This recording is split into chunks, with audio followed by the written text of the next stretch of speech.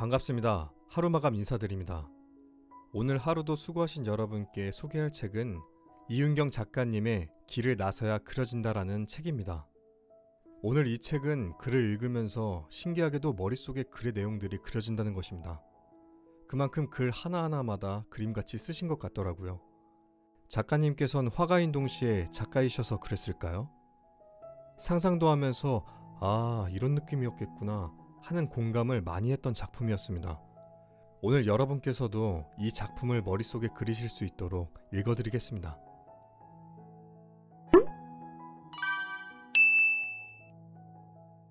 저자 이윤경. 길을 나서야 그려진다. 겨울 눈빛. 그곳은 한 겨울이었다. 습한 겨울이 눈을 많이 부른다는 이야기를 들었다. 그래서인지 물을 머금은 한방눈이 무겁게 내리는 날이 많았다. 쌓인 눈은 금방 녹지도 않고 얼지도 않아 해가 가장 좋은 정오쯤 바라볼 때가 그중 예뻤다. 주로 집에서 그 모습을 보는 날이 많았지만 바람 없이 눈만 내려앉는 날이면 찾게 되는 곳이 있었다. 커다란 유리병 너머로 바깥 풍경을 볼 수 있는 실내 수영장이었다. 게다가 수영장 한켠에는 온탕이 있었다. 수영은 그저 허울이었고 나는 매번 온탕에서 눈 구경을 했다. 그렇게 자주 그곳에 들르게 되면서 한 사람을 알게 되었다. 흑인인 그는 항상 온탕에 머물렀다. 고개는 약간 뒤로 젖힌 채 눈 내리는 풍경에 시선을 두곤 했다. 아프리카 어디에서도 눈을 닮은 것은 보질 못했다고 했다. 겨울이 있는 나라에 가면 하늘에서 날리는 얼음 결정체를 볼 수 있다는 말이 그에게는 소원 같은 것이 되었다. 소원대로 그는 겨울로 떠나왔다. 어쩌면 그는 겨울이 만들어내는 것들을 향유할 줄 아는 사람이었다. 그래서인지 몰라도 그가 누리는 겨울은 온기를 품고 있었다. 온탕에 앉아 밖을 바라보는 그의 표정이 말해주었다. 가장 겨울다운 모습은 어쩌면 눈빛에서 오는 것이 아닐까. 그의 겨울에 내리던 눈빛과 그것을 바라보던 그의 눈빛이 더없이 희었던 걸 보면 창을 사이로 아낌없이 보여주고 한없이 보아주던 두 눈빛이 서로 닮아있던 걸 보면 잘 늙어가는 일. 그곳에 갈 때마다 나는 놀라웠다. 70~80이 훌쩍 넘으신 분들이 책을 읽는 모습이라니. 이색적인 풍경은 나에게 만족감을 주는 동시에 자극제가 되기도 했다. 사실 너무나 보고 싶었던 모습 중 하나인 것만은 분명했다. 하루는 그곳에 오시는 노인분들을 눈여겨보았다. 주로 부부가 함께 오는 경우가 많았다. 그런 분들은 마치 한 몸처럼 움직인다. 서로를 잡아주며 앉을 곳을 마련해준다. 그 다음에는 천천히 책을 고르고 더 오래 책을 보신다. 돋보기를 코에 걸치고 손가락으로 짚어가며 한 글자 한 글자 읽어 나가신다. 내 눈에 그 모습들은 마치 속도를 늦추어 놓은 무성 영화처럼 흘렀다. 그러다 먼 미래의 내 모습으로 다가왔다. 그이의 손을 잡고 도서관에 간다. 책꽂이에서 미리 생각해둔 한 권을 찾고 그이가 책을 고를 때까지 기다려준다. 책상에 앉아 책의 저자와 차례를 보다가 특별히 먼저 읽고 싶은 부분을 펴본다. 도서관에서 아무리 편리한 전자책을 내놓아도 여전히 실물의 책을 대출한다. 어떻게 나이 들어가는 게 옳은지, 잘 늙어가려면 어떻게 해야 하는지 나는 여전히 잘 알지 못한다. 다만 앞으로 사는 동안 책을 읽거나 빌리러 도서관에 많이 가고 싶다. 사랑하는 사람의 손을 잡고 걷는 길 중에서 가장 유연할 것이기에. 소리의 풍경. 살던 집을 조금만 벗어나면 사방이 들판이었다. 시원한 나무 그늘 사이로 가을 하늘을 넘겨보며 걷는 길도 좋았지만 가을 볕에 익어가는 곡식처럼 너른 들판길에 나선 날이 많았다. 걷다 보면 동네 집들이 작은 언덕 너머로 사라지면서 뻥 뚫린 창공이 다른 세상처럼 펼쳐졌다. 그러면 가슴팍과 등이 뻐근해지도록 한껏 숨을 들이마셔본다. 참을 수 있을 만큼 버티다 천천히 내뱉는다. 몇 차례 반복하다 보면 앞머리가 시원해지면서 시야까지 밝아지는 기분이 든다. 어느 날 맞은편 멀리서 걸어오는 누군가가 보였다. 잠시 서서 길 가장자리를 내려다보다 고개를 기울이는 모습이 무엇을 찾는 것 같기도 했다. 둘 다 느린 걸음을 하고 있었으니 서로를 관찰할 시간은 충분했다. 점점 가까워지자 나이가 많으신 할아버지시라는 걸 알게 되었다. 검은 선글라스를 쓰시고 지팡이를 짚고 계셨다. 조용히 그 곁을 지나가려 했다. 그런데 할아버지께서 내 인기척을 느끼셨는지 팔을 뻗어 손을 흔드시고는 이내 인사를 건네셨다. 내 느낌이 맞는다면 사람을 만났다는 것에 무척 반가워하셨다. 우리는 잠시 멈춰섰다. 그분은 눈이 안 보이시는 시각장애인이셨다. 매일 오후 이 길을 걷는다. 강 건너편에 있는 작은 집을 나서서 다리를 건너 1시간가량 걷다가 다시 되돌아가는 것이다. 아내가 늦은 점심을 준비하는 동안 이 길을 걷는 것이 유일한 하루 일과였다. 할아버지께서 풀섭에 귀를 모으고 무엇인가 조용히 집중하시더니 나에게 들리냐고 물으셨다. 이 소리를 들으러 매일 온다는 것이었다.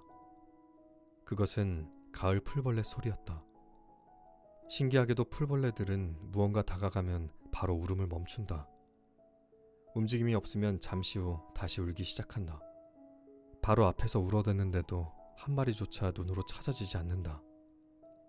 귀로 들어보니 그곳에는 많은 소리들이 있었다. 흐르는 강물도, 나무를 흔드는 바람도, 들판에 머문 햇볕도 제각각의 음을 냈다. 이 음들은 눈을 감았을 때 더욱 생경하게 들려왔다. 시선으로 분산되었던 감각이 귀로 모아지면서 청각에 충실해지기 때문 아닐까. 가을이 가기 전 다시 길을 나섰다. 이번에는 손을 잡고 걸어주는 그이가 있었다. 풀벌레 소리 들어봐. 내가 말하자 그이가 답해주었다. 자연의 변화를 알아차리는 사람은 마음이 건강한 사람이래요. 마음의 지도. 길눈이 어두운 편이다. 방향 감각도 부족해서 쉬운 길도 매번 돌아간 적이 많다. 특히 지도를 보고 따라가는 건 너무 힘든 일이었다. 아이와 함께 지도 한 장을 받아들었다. 차에 기름이 없어서 가장 가까운 주유소를 물었던 캠핑장 주인이 그려준 지도였다. 전멸등이 나오는 삼거리까지는 비교적 쉽게 찾아갔다. 그 다음 지도의 좌회전 표시를 따라 똑같이 방향을 틀었다. 아무리 가도 주유소는 없었다. 이러다 길에서 차가 멈출까봐 아이도 나도 울기 직전이었다. 더 가는 건 무모했다. 일단 차를 세우고 가장 가까운 집에 들어가 물어보기로 했다. 앞마당이 넓은 파란 지붕 집이었다. 마당에는 풀을 키우는 닭들이 제법 되었다. 문을 두드리자 앞치마를 두른 젊은 남자가 손에는 주방 도구까지 든 채 달려 나왔다. 열려진 문틈으로는 달콤한 스파게티 냄새까지 번졌다. 바쁜 걸음으로 들어섰는데 마주한 모습들이 마음에 여유를 주었다. 사정 이야기를 하니 남자가 집안에서 종이 한 장과 펜을 들고 나와 지도를 그리기 시작했다. 바로 집 앞의 도로를 기점으로 시작된 지도였다. 신호등을 지나야 하는 길이 또다시 그려졌다. 또 다른 지도를 받아들고 아이와 출발했다. 아이는 지도를 마치 내비게이션처럼 우리 방향으로 놓았다. 그렇게 따라가니 금방 주유소에 도착할 수 있었다. 집으로 돌아오는 길에서 아이가 2개의 지도를 펼쳐 들고 유심히 쳐다보다 말했다. 엄마, 캠핑장 아저씨 지도랑 파란 집 아저씨 지도랑 그려진 방향이 다르네? 근데 우리가 가는 쪽으로 돌리니까 같아지네. 찾아가는 사람이 향하는 방향으로 그려진 지도는 초행길도 비교적 쉽게 느껴진다. 그래서 종종 길을 잃게 되면 내가 바라보는 쪽으로 네모 종이를 움직여본다. 어느 시절 어려운 길에 들어선 때가 있었다. 누구는 나에게 고생되니 그만 놓아버리라고도 했다. 후회를 해본 적은 한 번도 없었는데 그 말이 나를 슬프고 부끄럽게 만들었다. 그런 말들은 그냥 흘려버리고 내가 할 수 있는 것들을 하자. 애초에 가졌던 마음을 도로 펼쳐 보이는 일이 그것이고 그 마음의 방향을 따라 끝까지 가는 일이 또 그것이고 그림이 나에게는 그런 길이다. 순간을 주문하다. 강의실에서 나오다 막 커피를 받아 돌아서는 한 남자를 보았다. 구름처럼 몽실거리는 생크림이 그의 입술에 새하얗게 묻어 있었다. 순간적으로 그에게 커피 이름을 물었고 그곳에서 처음으로 주문을 했다. 사실 내 목적은 생크림이었기 때문에 크림이란 단어를 꽤나 강조해서 말했던 것 같다. 프렌치 바닐라. 나는 아이처럼 커피를 받아들었다. 생크림이 올려진 달달한 커피 향이 코끝에 퍼진다. 사실 커피에 대해 잘 모른다. 어릴 적 여름이면 대접에 커피를 타서 마시던 어른들이 우리 같은 아이들에게는 머리 나빠진다고 못 마시게 했던 황토색 음료수. 오전에 마셔줘야 기운이 나서 하루 일을 한다던 또 다른 어른들의 마치 만병통치약 같던 커피에 대해서도 별로 아는 바가 없었다. 10여 년 전에는 혀끝에 신맛이 돌아야 제대로 된 원두라는 말을 들은 적은 있다. 외국에서 커피를 공부하고 돌아와 경기도 전국에 커피집을 차린 어느 주인의 말이었다. 최근에는 원두를 볶는 기술에서 맛이 판가름 난다는 또 다른 커피집 주인도 보았다. 그런 커피를 알려면 자주 접해야 할 텐데 나와 커피는 가까운 사이가 아니었다. 어쩌다 들어선 가게의 수많은 커피 이름 앞에서는 말이 잘 나오지 않아 당황했던 적도 있다. 그런데 프렌치 바닐라라는 이름은 처음인데도 친숙하게 다가왔다. 아마 영어의 친구를 의미하는 프렌즈에서 따온 것이 아닐까 하는 추측도 해보았다. 바닐라야 과자나 아이스크림에 많이 들어가니 단맛이 연상되는 것은 당연했다. 순간 달콤한 친구라는 한글 이름까지 지어보았다. 친구가 학교 자판기에서 뽑아준 100원짜리 내 생애 첫 커피. 뜨거운 커피 위에서 녹아내리는 생크림이 그때 그 하얀 친구 얼굴 같았다. 달달한 한 모금에 따라온 크림이 내 입술에도 잠시 매달려 순간을 그렸다. 미지근한 물. 그해 여름 나는 차가운 물 대신 상온에 둔 미지근한 물을 한동안 마셨다. 갑자기 찬물을 잘못 마시면 코끝이 시큰해지면서 전두통이 오는 적이 있기 때문이었다. 갈증이 날 때까지 물을 참았던 내 잘못도 있겠지만 급히 마시는 것이 문제였다. 그에 비해 미지근한 물은 천천히 마시게 되었다. 왠지 보살핌을 받는 기분이 들었다. 한 모금 넘긴 물이 목을 타고 내려가면서 숨이 나온다. 더운 숨이다. 아마도 몸 안의 장기들을 보호하는 온도일 것이라 생각한다. 그렇게 물이 몸에 퍼지면 신기한 현상이 일어나곤 했다. 수축되어 있던 근육들이 말랑거리며 풀리는 느낌이 들면서 나른한 생기가 도는 것이다. 몸의 반응 속도는 느리지만 유연하게 대처할 수 있는 준비가 되었다고나 할까? 무슨 대단한 비결이라도 알아낸 것처럼 좋아하는 이유는 아마도 이 방법을 앞으로 살아가면서 여러 부문에 적용시킬 수 있을 거라는 기대감이 들어서이다. 특별히 사람과의 관계에서 잘 써보면 어떨까 싶다. 우리가 겪는 대다수의 어려움이 인간관계에서 오기 때문이다. 가령 오해를 받아 억울할 때 감정은 갑자기 뜨거워지기 쉽고 또는 내 생각대로 상대가 움직여주지 않을 때 얼음처럼 차가워질 수 있다. 이럴 때 잠시 숨을 돌리며 마음을 알맞은 온도로 만드는 시간이 필요하다. 이것이 별것 아닌 것 같지만 막상 그 상황이 되면 쉽지 않다. 그래서 자꾸 상기해야 한다. 나는 묵시적으로 뇌리에 미지근한 물을 떠올릴 참이다. 내 몸을 순환하던 그 여름의 고마운 물을. 작게 보아야 커지는 것. 처음으로 크리스마스 저녁 식사에 초대를 받았다. 모리스의 집에 가족 몇몇이 모이는 자리였다. 가까이에 사는 아들과 딸의 가족 6명, 함께 사는 미혼의 2 자녀가 모였다. 그 중에는 아이들이 3명이 있었는데 14살 된 여자아이와 8살 동갑내기 남자아이 2명이었다. 아래층에 마련된 식탁에서 식사를 하는데 한 남자아이가 끙끙대며 안절부절 못하는 눈치였다. 자꾸 일어서려는 아이의 손을 지그시 눌러 잡은 아빠가 아직 아니지? 하며 아이와 눈을 맞추었다. 아이는 말 대신 이런저런 소리를 이따금씩 냈다. 조금 서둘러 아이의 밥을 챙겨 먹인 아빠가 아이를 데리고 자리를 빠져나갔다. 잠시 화장실에 가려고 위층으로 올라간 참이었다. 거실 바닥에서 아빠와 아들이 뒹굴며 간지럼을 피우고 있었다. 그들은 말 대신 소리내어 웃었고 몸으로 놀았다. 아이의 모든 것이 아빠를 향했다.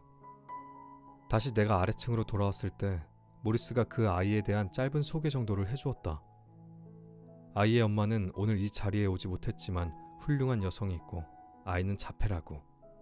그렇게 말해주는 모리스의 얼굴은 다른 때와 마찬가지였다. 그것은 그저 그들에게 삶의 작은 부분이었다. 그것 때문에 달라지는 것은 아무것도 없었다. 감기처럼 누구에게나 언제든 올 수 있다고 생각하면 조금 아프다가 지나가겠지만 병처럼 키우면 정말 큰 장애가 되어 낫지 않을 수도 있는 일. 작게 보아야 마음에서 커지는 것들이 인생에는 있기 때문이다. 그 커진 것들을 마음 안에 많이 모으는 연습을 하는 것이 우리에게 주어진 삶인지도 모르겠다. 나이가 들어 스스로를 뒤돌아보는 고백이 부끄럽고 아프지 않도록. 들어주는 마음. 누군가에게 속마음을 드러낼 때가 있다. 그렇다고 그 사람을 미리 정할 수는 없다. 나도 모르게 그냥 그래도 될 것 같은 기분이 드는 사람이다. 신기하게도 이런 예감은 대부분 적중했다. 살아오면서 나에게 그런 사람은 많지 않았다. 기억을 더듬어 보니 세 사람 정도가 떠오른다.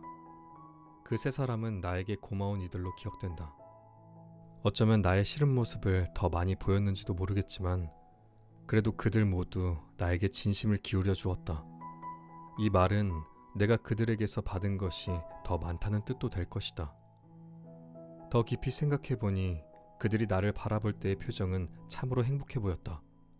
원래 행복했을 수도 있겠고 조금이나마 내가 그들에게 기쁨을 주는 어린 사람이었을 수도 있다. 덕분에 나도 그들 앞에서만큼은 솔직하고 당당했던 것 같다. 나이가 들어갈수록 그런 누군가를 만나는 것이 어렵다. 대신 내가 누군가에게 그런 사람이 될 수 있는 기회는 점점 많아지고 있다는 생각이 든다. 그래서 될 수 있으면 누군가의 이야기를 들어주려고 애쓰게 된다. 누군가의 좋은 감정을 들어주는 마음은 조금 조심스럽다. 내가 당사자보다 더 좋을 수는 없기 때문이다. 그 사람의 걸음을 따라가는 정도이면 될 것이다. 앞서지 않을 때 좋음은 깊어진다. 반면에 싫어하는 감정을 들어주는 마음에는 용기가 필요하다. 당사자는 그것으로부터 멀어지고 싶기 때문이다. 그의 손을 잡고 앞서주면 될 일이다. 앞서줄 때 싫음은 위로받는다. 봄볕이 좋은 날 하천변을 걷다가 개울에 놓인 징검다리를 건너본다.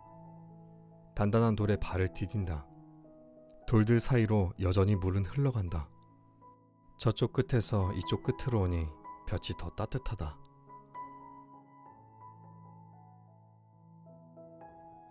헌것. 물건을 험하게 쓰는 편이다. 활동적인 일을 하는 것도 아닌데 새 것이 얼마 가지 못하고 헌것이 된다. 이보다 더 당황스러운 것은 주변 사람들이 내가 새 것을 샀는지도 모른다는 사실이었다. 신발이 가장 그렇다. 언젠가 겨울 처음으로 앵글부츠를 샀다. 통굽으로 된 검정 구두였다. 그때 잠시 박물관에서 일을 하고 있었는데 그곳에 있던 8명의 동료들 모두 내 새 신발을 알아보지 못했다. 물론 바지 밑단의 절반 이상이 가리긴 했지만 새 구두 특유의 광채가 조금이라도 있었을 텐데 모두 자기 일에 바빠서 그런 것이라 웃어 넘겼다. 그래서인지 새 것보다 헌 것이 나에게는 더 어울린다. 헌 것이라고 해서 낡은 것만을 의미하는 것은 아니다. 내 몸이 들어가면서 늘어나기도 하고 한쪽으로 기울기도 하면서 나를 닮아가는 것들이겠다. 1시간 전에 산 옷이라도 1시간 동안 내가 입고 있었다면 1시간이나 나를 닮아간 헌 옷이고 1년 동안 신은 신발이라면 누적된 시간만큼 또한 닮아간 것이고 그래서 금방 산 것이 헌 것처럼 보이고 누군가 알아보지 못해도 괜찮다. 그만큼 내 몸을 따라 변해준 것이니 오히려 고마운 일이다. 물론 내 몸도 새 것에 들어가고 눌리며 자리를 잡느라 애썼을 것이다. 우리의 관계도 이러하지 않을까?